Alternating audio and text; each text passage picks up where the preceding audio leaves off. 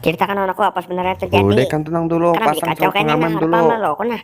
Apanya urusannya Roni Kam? Nah,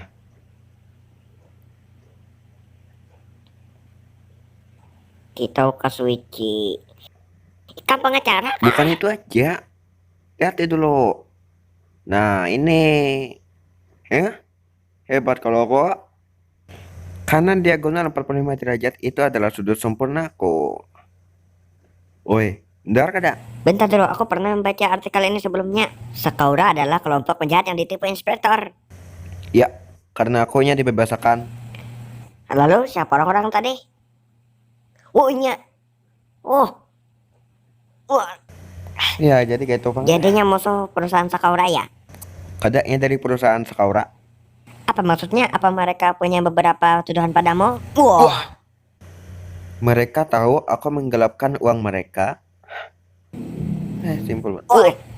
Jadi memang Talekam.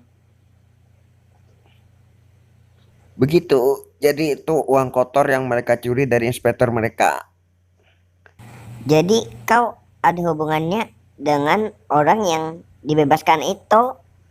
Aku hebat kada? Aku seorang jenius hukum. Pengadilan hanyalah sebuah permainan. Wah. Wah. Ada